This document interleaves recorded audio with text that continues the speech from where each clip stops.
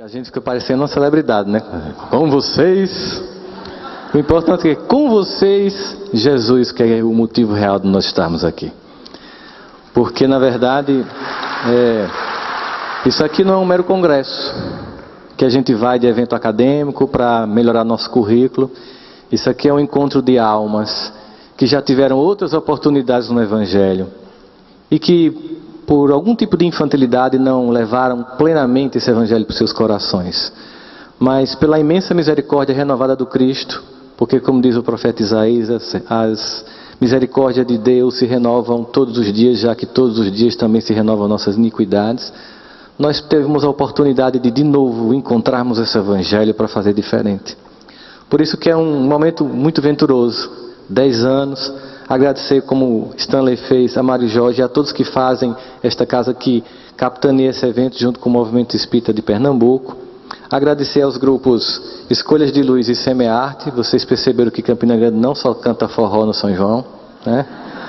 Eles fazem parte de uma casa espírita de nossa cidade e temos a oportunidade de trabalharmos juntos com ele e falar desse tema que na verdade toca muito os nossos corações, porque afinal de contas, perdas e frustrações quem não as tem.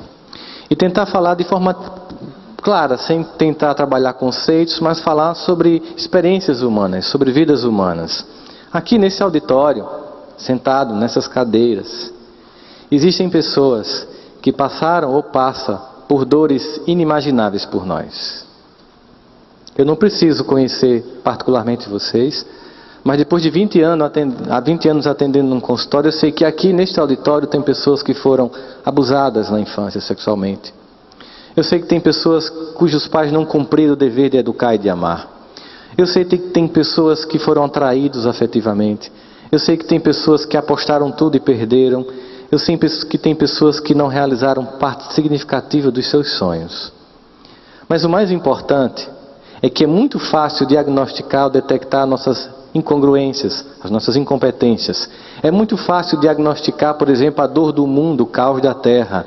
Mas o que nos caracteriza como sendo luz do mundo e sal da terra é que temos dentro de nós um potencial imenso de reverter todas as situações e entender de forma plena aquilo que Paulo nos aconselha, que aparentemente é algo que muitas vezes, dependendo do momento, parece desprovido de sentido, quando ele diz aos romanos: em tudo dai graças, porque esta é a vontade de Cristo Jesus para convosco.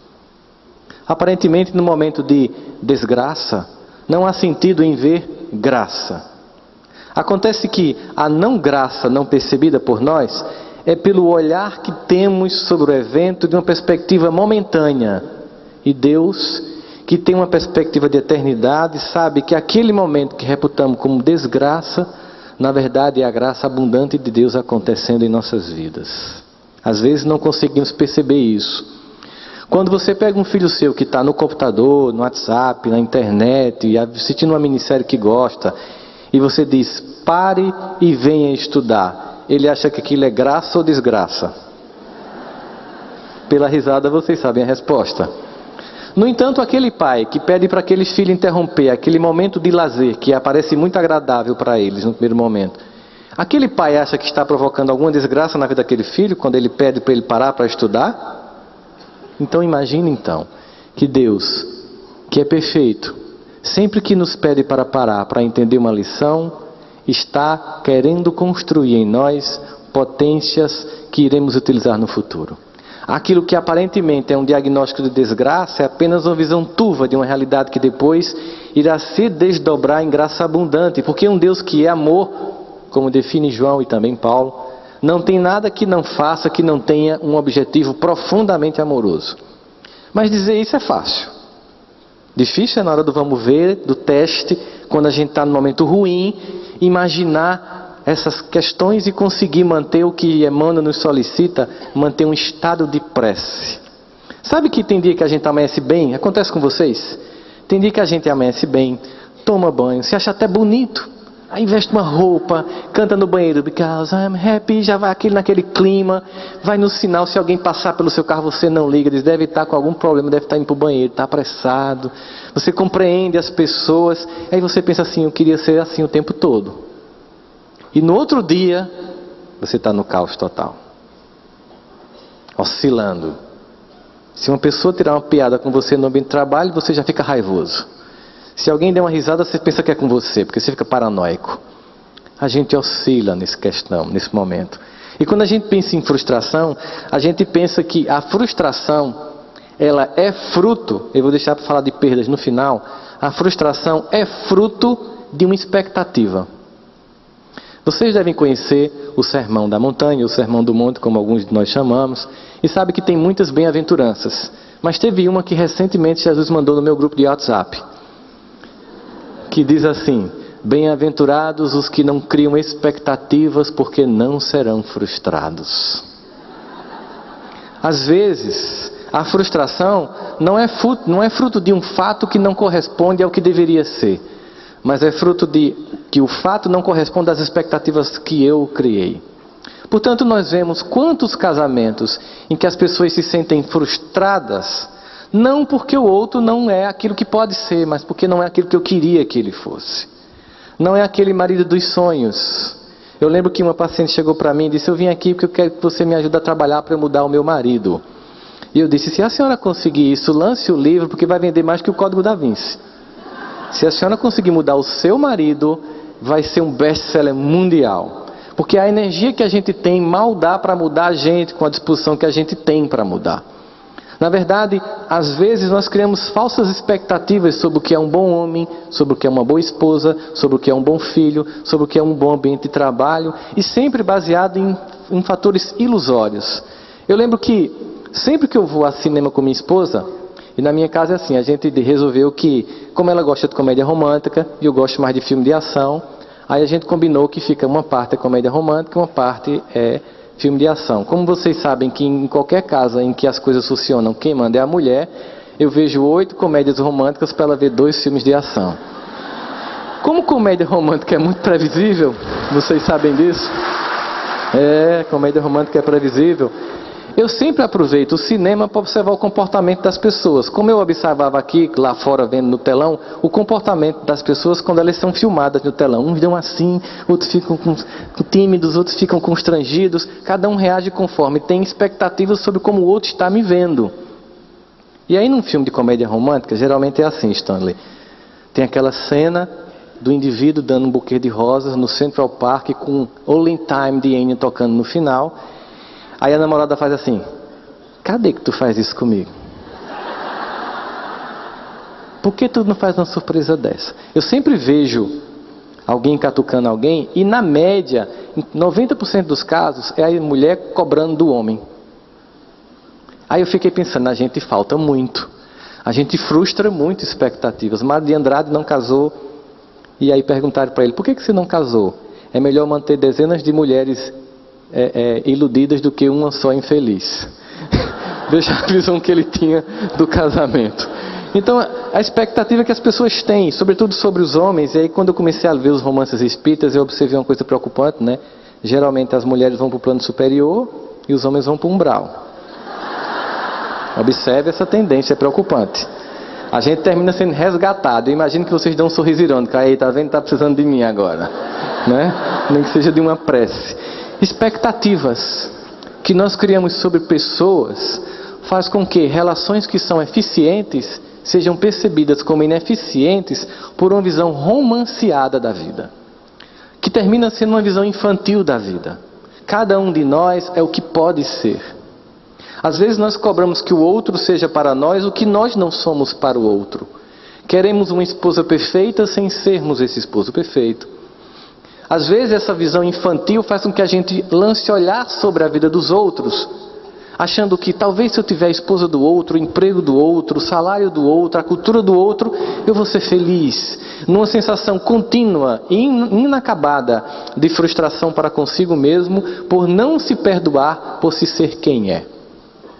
Vivemos hoje um culto à celebridade, de forma tal que as pessoas pensam que uma vida comum é uma vida desprovida de sentido. E não é bem assim. Nós todos fazemos parte de um planejamento que antecede nossas vindas aqui à Terra. E na economia do universo, nenhum de nós é desimportante. Nenhum de nós está desprovido de sentido. E se tem algo importante que nós podemos contribuir com a história da humanidade, contribuir para a evolução do planeta, é sermos nós mesmos. Porque não existe nada mais cômico ou ridículo no ser humano do que tentar ser outra pessoa. Nós não somos diferentes apenas na digital ou na íris. Nós temos umas idiosincrasias, umas características únicas de indivíduo, cuja grande contribuição é ser você. Mas nesse esvaziamento de frustração de um sonho que você não realizou, num ego que você se coloca como abaixo dos outros, você se sente inapropriado, feio, estúpido, incapaz.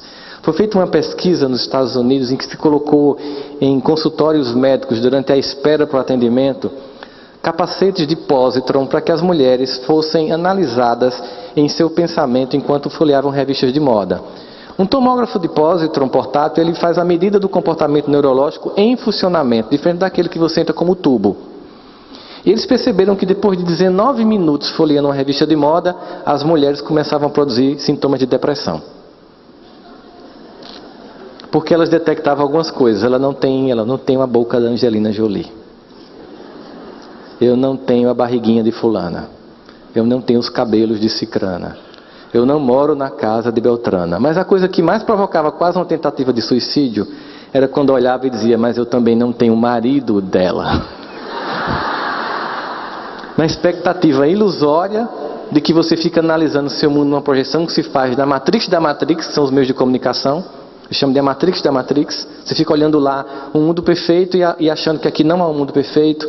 Você está lá, William Bonner. Vocês sabem que 24% dos brasileiros dão boa noite a William Bonner quando termina o jornal? Veja a carência da humanidade. Nem sabe que ela existe, mas boa noite, William, boa noite. E aí você está lá, olha para o William Bonner, olha para o seu marido, ele olha para Renata, depois olha para você, os dois de meia, com camisinha de propaganda de campanha que já foi, creme no rosto, e acha que é infeliz. O próprio fato de nós estarmos rindo da cena que eu estou descrevendo significa que a gente acha a nossa vida ridícula. E ela não é ridícula.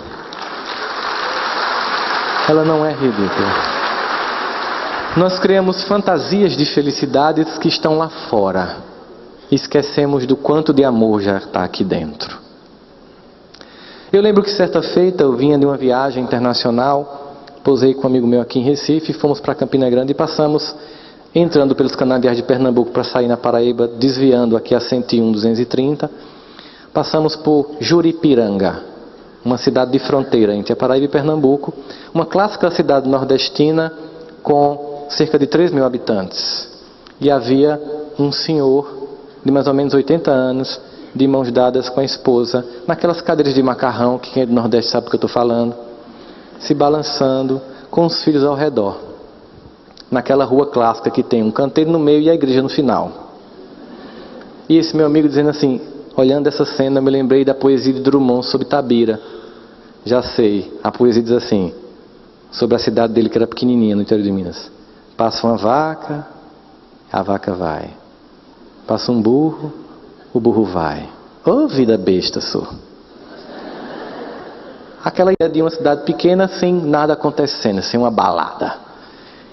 E eu lembrei para ele, mas também o mesmo Drummond, falando de Tabira, disse, Tabira hoje é só um retrato na parede, mas como dói. Porque é lá nas nossas raízes que está a base de quem nós somos. Eu disse, você está olhando a vida desse casal como uma vida desprovida de sentido, né? Eu vejo o contrário. Eu estou vendo que ele tem 80 anos com a esposa, e eu fico me dizendo assim, se aos 80 anos eu manifestar o mesmo carinho que esse homem manifesta pela esposa dele, tocando-a com gentileza, se aos 80 anos eu for alguém tão querido que meus filhos e netos queiram estar perto de mim, eu vou ter tido tudo menos uma vida besta.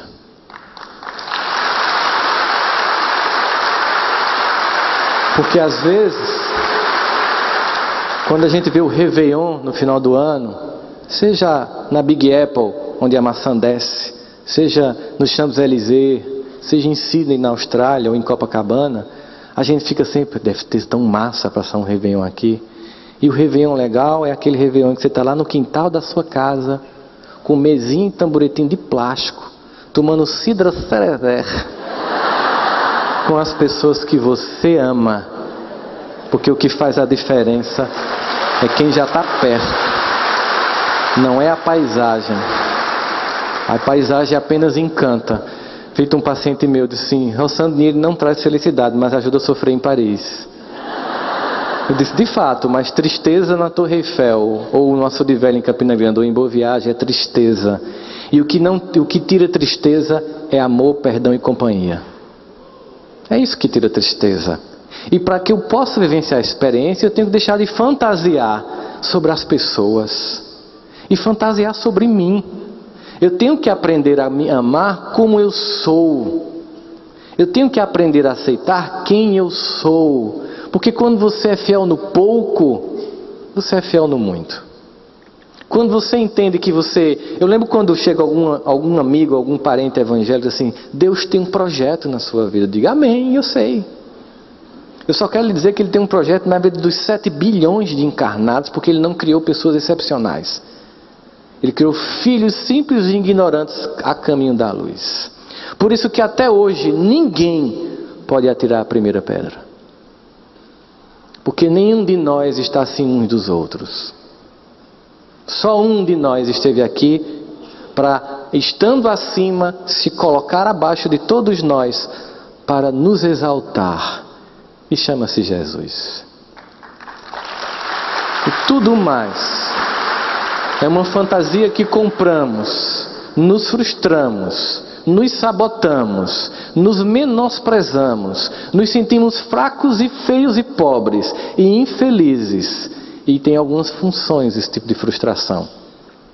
Porque pessoas fraquinhas, ninguém cobra nada delas. Quer que ninguém lhe cobre? Seja o coitadinho lá do centro espírita. O bichinho está precisando de prece. Dá um passe nele. Ele está tão carregado que só um vale transporte. Passe não adianta não. Porque a pessoa é fraquinha, tem sempre um discurso. Eu me lembro de um personagem da infância minha e de muitos de vocês que não precisa denunciar, né? Que é o Uruca, que fazia: oh vida, oh azar. Eu sabia que isso ia dar errado. Eu sabia que não ia dar certo. Essas pessoas, elas já são obsessoras de si mesmo. O obsessor está assim, tirando férias e olhando: pô, ela é competente, faz melhor que eu. Ela vai obsediar outro, porque você já faz o trabalho dela. Não acreditar em você. Se Zaqueu fosse assim, ele não tinha subido na árvore para ver Jesus. Imagine um cobrador de imposto, como não era visto. Cobrar imposto é cobrar imposto para o invasor daquele povo. É um traidor, um perdulário, um avarento. Então imagine que quando Zaqueu tentava ver Jesus, que ia passando, a multidão estava se acotovelando para ver Jesus, e Zaqueu, que era baixinho, tentando passar, sempre que alguém via que era ele, fazia: é tu, miséria, sai, peste, e empurrava. Obviamente que ele podia ter introjetado essa visão de si mesmo e ter dito: eu não mereço ver esse homem. Ele insistiu. Porque o que caracteriza alguém que quer transformar-se não é enxergar as incoerências e as sombras que todos temos, mas é querer a luz que todos desejamos e queremos. É enxergar o ponto de resgate. É dizer, como na música de Regis Danese: entra na minha casa, entra na minha vida. Que foi o que Zaqueu fez. Ele sobe no sicômoro, porque apesar de ser uma pessoa que aparentemente aos olhos de todos era desprezível, era alguém que queria ir mais longe. E por isso, apesar de ter tantas pessoas boas ali esperando Jesus, ele escolhe jantar na casa daquele homem, porque ele queria mostrar o poder do amor em resgatar quem estende a mão para os céus para se erguer, mas que jamais levanta quem quer permanecer no chão. Jamais levanta. É preciso que você haja, fazendo sua parte, e o céu te ajudará. Nesse sentido, quando nós temos noção do que já temos, o nível de frustração cai. Me chama a atenção, entre os salmistas, um que eu trouxe para reforçar a nossa ideia de hoje de frustração. Vocês sabem que no Antigo Testamento, no livro de Salmos, temos 150 salmos. Desses, 105 salmos foi composto por um muito conhecido nosso, chamado Davi. Davi, que era um rei dos judeus daquela época dos profetas. Ele saía nas cidades e conheceu um jovem chamado Asaf. Interessante é que Asaf era um jovem que fazia parte das tribos dos levitas. Como vocês sabem, quando as 12 tribos foram divididas, os levitas não receberam terra nenhuma e ficaram incomodados e foram questionar Javé, que disse: vocês cuidarão do templo. Por isso os levitas cuidam do templo. Por isso, na parábola do bom samaritano, passa primeiro o sacerdote e atrás dele o levita, que ajuda ao cuidado do templo. E Asaf era da tribo dos levitas e tocava símbolo. Símbolo é aquele instrumento que Paulo cita na carta de 1 Coríntios 3, ainda que eu falasse a língua dos homens e dos anjos, se não tivesse amor, seria como um símbolo que retine. Desculpa a frustração de quem achava que era de Renato Russo, não é, é de Paulo. E aí ele encontra Asaf, um jovem que toca símbolo, que nada mais é do que um prato. Pá, pá. E da tribo dos levitas, ele se empolga tanto com o amor com que ele faz aquilo, que ele leva para Jerusalém, e Asaf se torna o regente do coro, porque os salmos são hinos cantados na entrada e na saída do templo, na escadaria do templo, por isso que alguns são salmos de escadaria. E Asaf compõe 7 salmos, e seus filhos mais 7. Depois de Davi, a família Asaf foi a que mais compôs salmo no Antigo Testamento. Mas no Salmo 73, e especificamente no Salmo 77, ele tem a coragem de revelar a angústia dele quando ele se sente desvalido de Deus por ver os ímpios prosperarem. Por perceber que as pessoas que não seguem a Deus prosperam enquanto que os bons têm dificuldades. Sabe, às vezes você está lá fazendo evangelho, campanha do quilo, fazendo ESD, tomando passo, tentando ser melhor, e aquele seu vizinho que não presta troca de carro.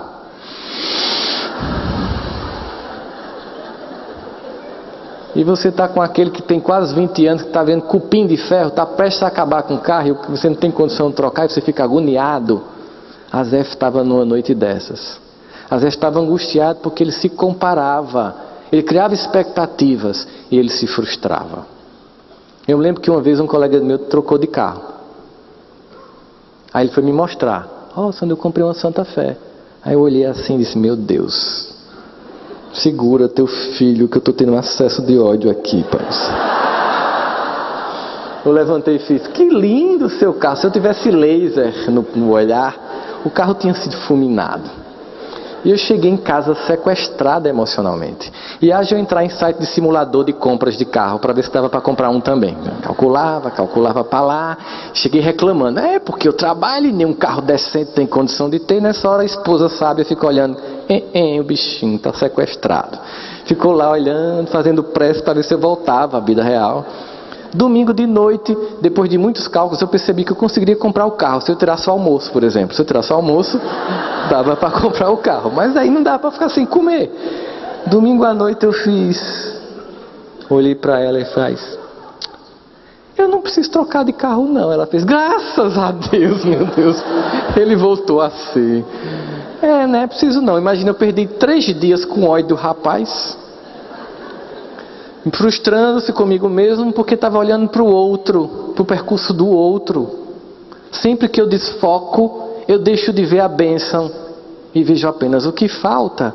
Me frustro e imagino que estou perdendo. Então Asaf faz um salmo. Veja que interessante, ele tem a coragem de dizer dessa dor dele. Ele diz assim, Salmo 77: elevo a Deus a minha voz e clamo, elevo a Deus a minha voz para que me atenda. No dia da minha angústia, procuro o Senhor. Erguem-se as minhas mãos durante a noite e não se cansam. A minha alma recusa consolar-se. Você vai desabafar: Stanley, eu estou passando por isso, Abre a mão, não adianta, nada vai me ajudar. Você se recusa a ser consolado. Ele diz: lembro de Deus, passo a gemer, medito e me desfalece o espírito. Imagina que angústia, que dor profunda que ele está. Não me deixa pregar os olhos. E nem tinha Rivotril naquela época, gente. Nem isso ele podia fazer. Ele começa a dizer: será que abandonastes, me rejeitastes para sempre? Acaso não torna a ser propício? Cessou a tua graça, Senhor? Angustiado, frustrado, achando que está perdendo, se comparando, se sentindo menor. Mas lá no versículo 10 ele volta à realidade, volta à lucidez e diz: não foi Deus que me abandonou. Eu é que estou equivocado. Aí ele usa a linguagem: mudou-se a destra do Senhor. Na verdade, ele que mudou a polaridade e passou a ver a vida com lucidez.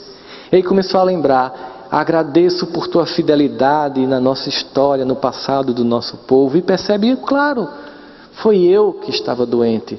Deus não mudou. Deus é sempre Deus. Eu que oscilo. Eu que, como Paulo no capítulo 7 de Romanos 22 diz: quando eu quero fazer o bem, o mal está comigo. Eu oscilo. Todos oscilamos. Tem dia que a gente está se sentindo bem, tem dia que a gente está se sentindo mal.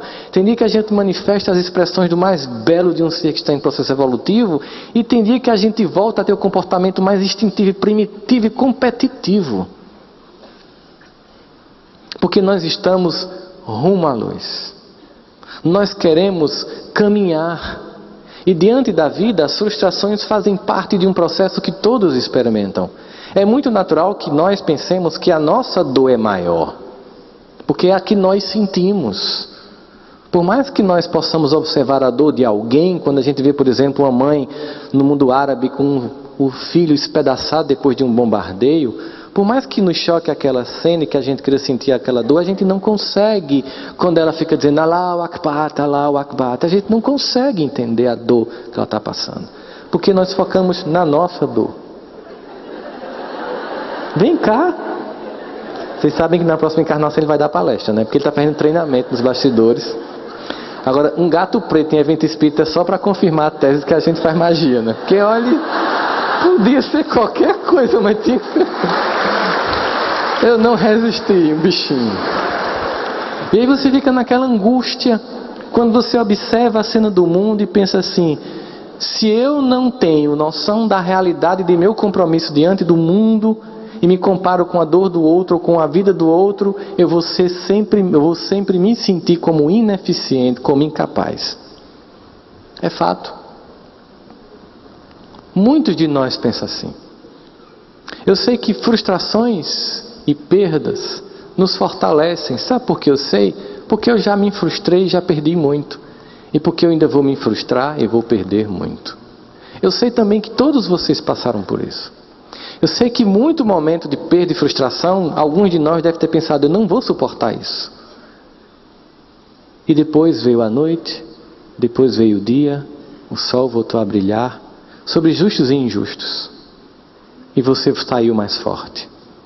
Porque nas perdas e nas frustrações, nós somos arrojados no deserto. A experiência simbólica do deserto significa dizer que há um momento de retirada. Há um momento de refazimento. E Deus não nos coloca no simbolismo e nas projeções do deserto à toa. Primeiro, Deus não nos manda no deserto para voltarmos do mesmo jeito. A gente sempre volta mais fortalecido. Depois, ninguém vai para o deserto para ficar, porque deserto não é lugar de ficar. Deserto é lugar de passar. Ninguém passa pelo deserto que não seja para se desidentificar com aquilo que já acreditava ser importante, percebe que não é importante, e volta para o seu próprio eixo, e volta para o seu próprio foco, e volta para a sua própria vida. Todos nós passamos por isso. Gritantemente, talvez a experiência mais gritante para nós, da experiência de perda, continuará sendo, durante muito tempo, a separação de uma pessoa muito querida, que se ausenta da experiência física, retornando para o plano espiritual. Todos nós aqui já passamos por isso. Todos nós aqui já sentimos essa experiência. E todos nós sabemos o significado dela em nossas vidas. Mas essa particular experiência de perda, que eu queria me concentrar agora em nossa fala, repercute a forma como nós nos relacionamos com as pessoas.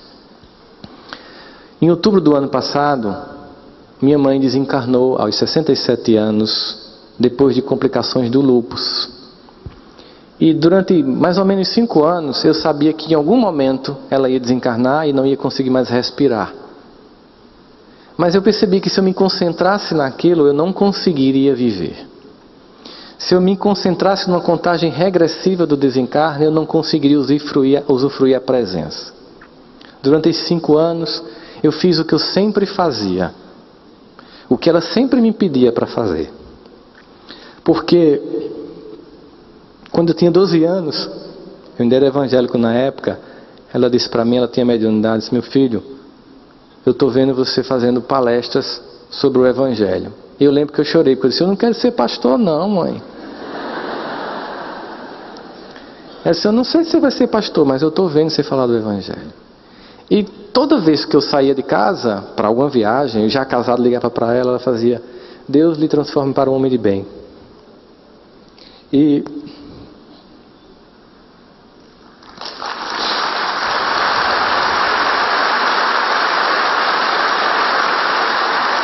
quando a gente olha para aquelas mãos que lhe tocaram a vida inteira,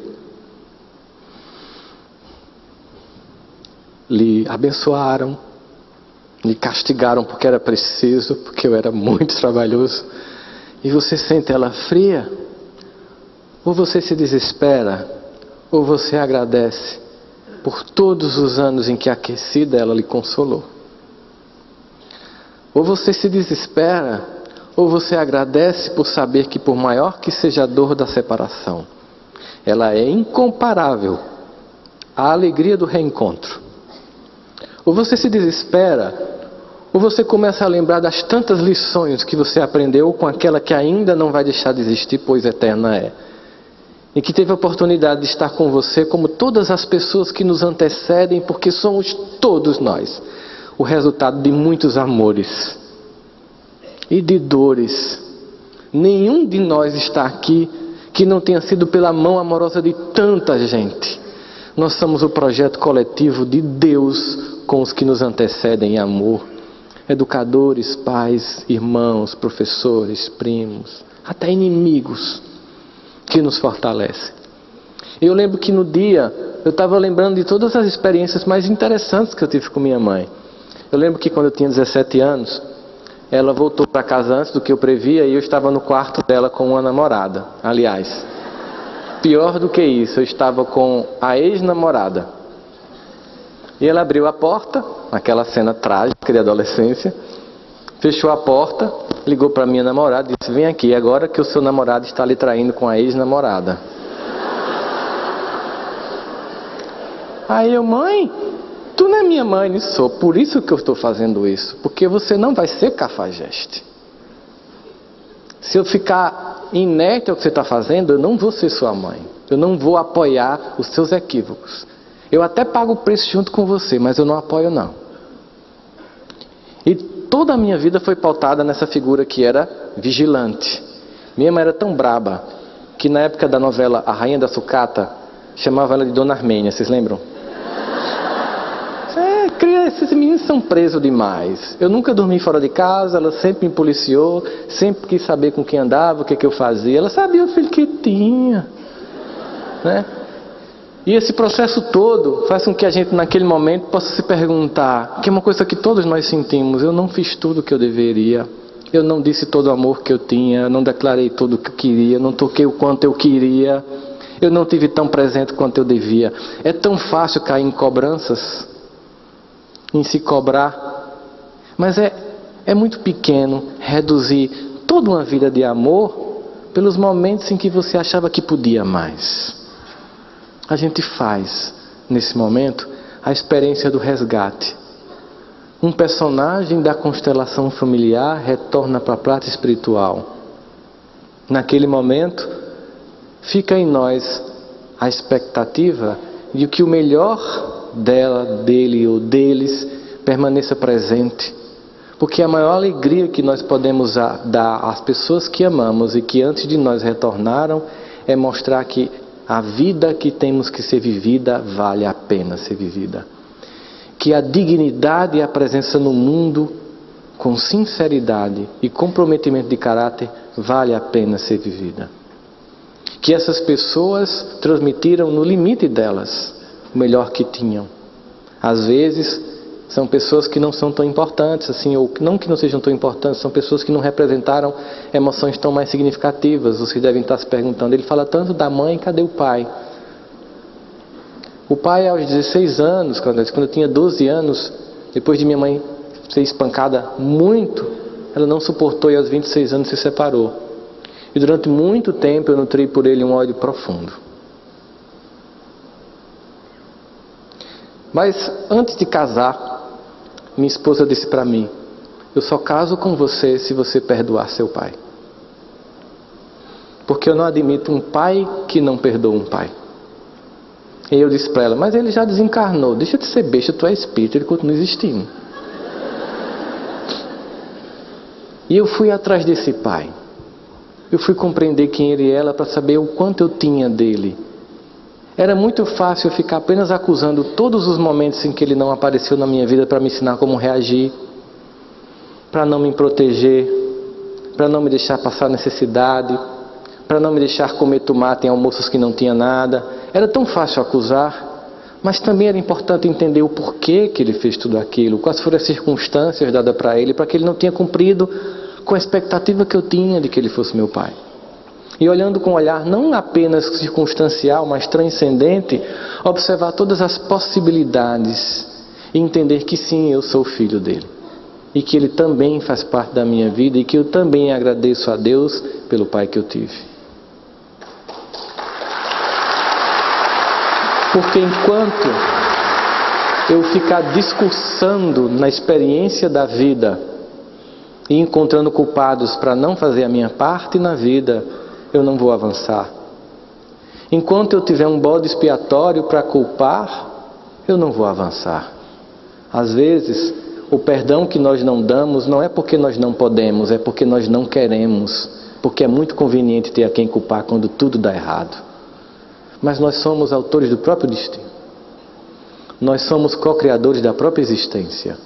E se muitas das frustrações que constrangem o nosso espírito fazem parte de nossas vidas, muitas delas estão naquilo que o Evangelho segundo o Espiritismo chama de sofrimentos voluntários. Que não são sofrimentos reais, mas sofrimentos que eu escolhi ter por me comparar com os demais. Inveja, orgulho, egoísmo são doenças de uma alma infantilizada que ao invés de focar na luz que nos espera, foca nas sombras que estão do lado. Com tanto objetivo traçado, com um modelo para ser seguido, você olha para o seu vizinho, para o seu cunhado, para o seu colega de trabalho, para a sua vizinha, para a sua prima. Para um sentimento de comparação infantil que nos destrói, nos frustra e nos faz se sentir perdendo na vida. E aí a gente se pergunta, de que adiantou tanto amor que veio antes de mim, para ser o testemunho da minha própria existência, se hoje eu me perco por coisas tão pequenas? Durante muito tempo, eu observava o cenário das coisas e procurava entender o que Deus queria, porque eu sempre colocava Deus no plano B, e depois eu resolvi colocar Deus no plano A da minha vida. Eu sempre queria resolver coisas que Ele poderia resolver por mim. Às vezes demandava algo que não estava no meu alcance. Às vezes eu ficava pensando assim, o maior sonho da minha mãe era conhecer Gramado, o Natal Luz. Antes eu não podia levá-la nem para João Pessoa. Depois eu podia mandá-la para qualquer lugar do mundo, mas ela não podia sair do quarto por causa de um respirador artificial.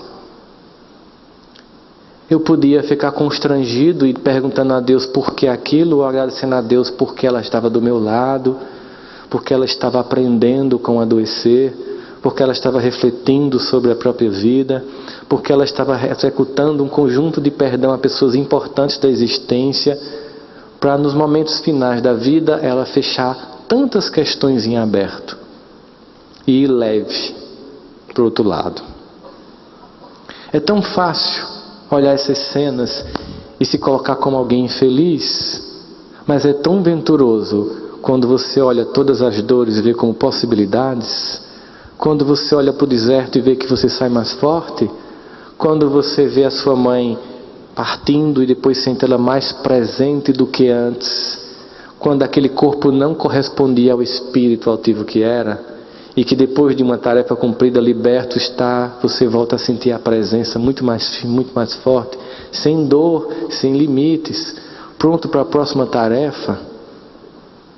Nós estamos aqui para aprender a não ser mais um pedinte. Nós somos, meus irmãos, os trabalhadores da última hora. Jesus está precisando de seres humanos gratos e fortes para ir ao mundo pescar almas. Jesus está contando conosco na hora grave por que passa a terra, para que nós possamos ser a luz do mundo. Jesus conta conosco para que a gente saia do discurso de coitadinho, se erga num agradecimento pleno diário, como aquela belíssima prece de Ismália no livro de André Luiz: ó Senhor Supremo de todos os mundos e de todos os seres, recebe, Senhor, nosso agradecimento. Ela diz assim: que seja para teu coração cada dia o nosso primeiro pensamento de amor. Nós estamos aqui porque nós já falhamos e Deus conta que a gente não vai fazer isso de novo. Nós estamos aqui para sair mais fortes, para sairmos do discurso da frustração, para sairmos do discurso da vítima, para olharmos para a vida e cantarmos a melodia que diz: cada um de nós constrói a própria história e cada ser em si carrega o dom de ser capaz de ser feliz. Nós estamos aqui para nos fortalecer e, como Paulo nos convoca, vestir o capacete da fé, a espada da justiça, a armadura da esperança. Porque no mundo em que nós nos encontramos, a dor campeia. Tudo que nós escutamos é dor, agonia e desespero. Apesar de nós sabermos que é uma exacerbação midiática do caos, não podemos negar que a hora que passa é grave.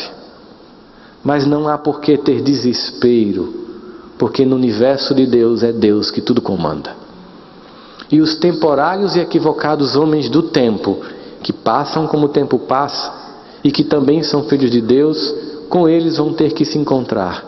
E nós, de nossa parte, temos que agir para impressionar o mundo. A coisa mais frustrante é ter uma vida que não foi relevante no serviço do Evangelho. A coisa mais frustrante é ter passado uma vida a pedir, sem nunca ter se oferecido a dar. A experiência mais frustrante é não perceber as inúmeras possibilidades que nos são dadas por Deus para influirmos na vida dos outros.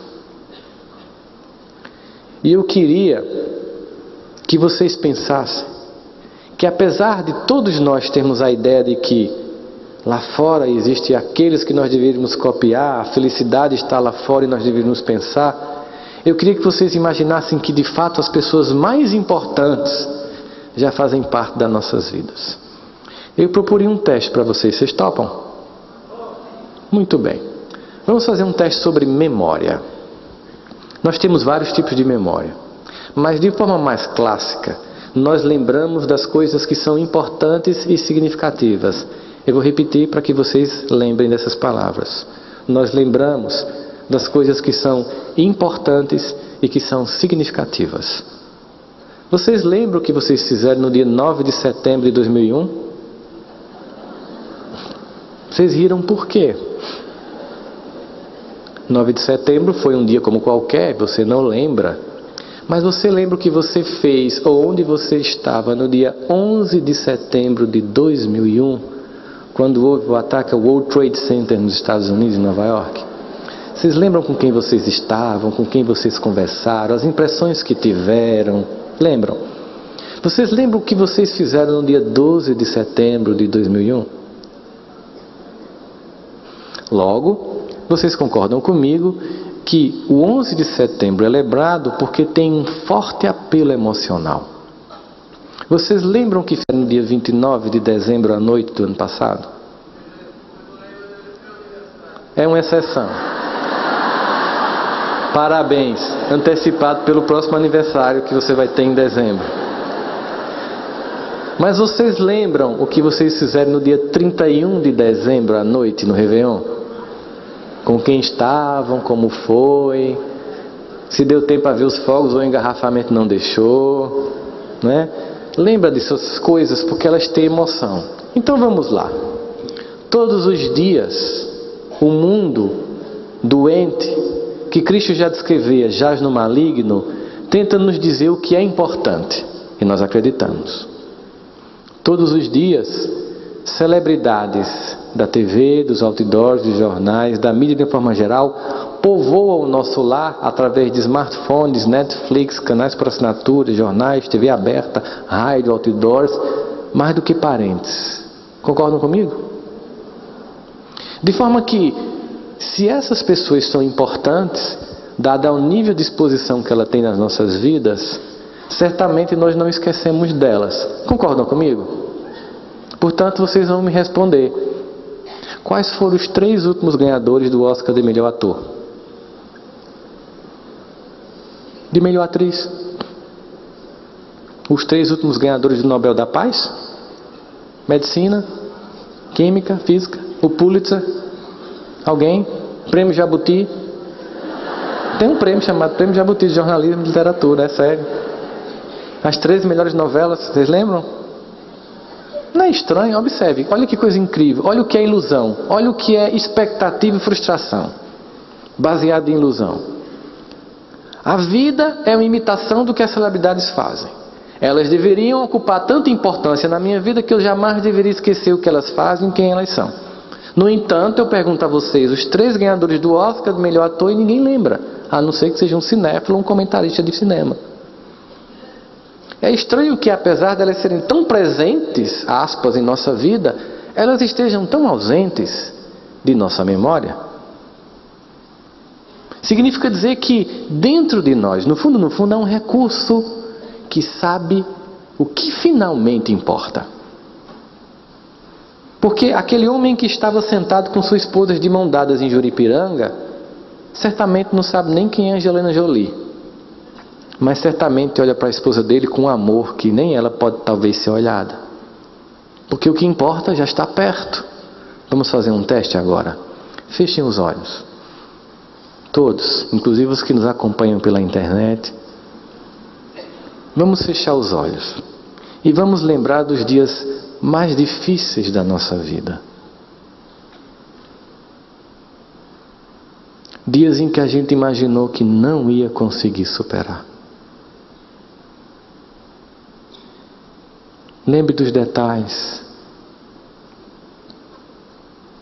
Agora lembre quem estava do seu lado. Lembre quem lhe deu apoio, quem chorou junto com você, ou apenas ficou em silêncio, mas presente. Lembre dessas pessoas. Algumas talvez nem estejam mais fisicamente presentes. E eu pergunto agora para vocês, de olhos abertos: essas pessoas aparecem no jornal, na TV, elas fazem filme? Vocês esqueceram delas? Sabe por que vocês não esqueceram delas, nem eu esqueço das minhas? Porque são elas que importam.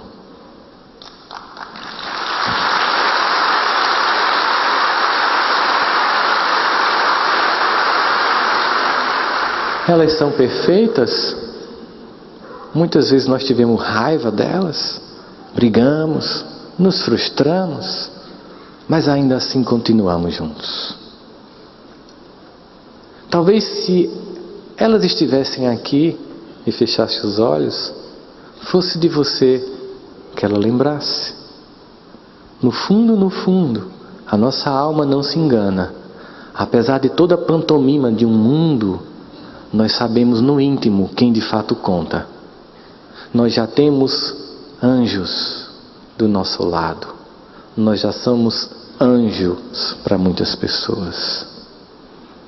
Portanto, vamos deixar de ser crianças, como diz Paulo em 1 Coríntios 13, a belíssima carta, em que ele diz assim, perto do fim: quando eu era criança, eu agia como criança, me comportava como criança, mas agora que sou adulto, nada disso mais me convém.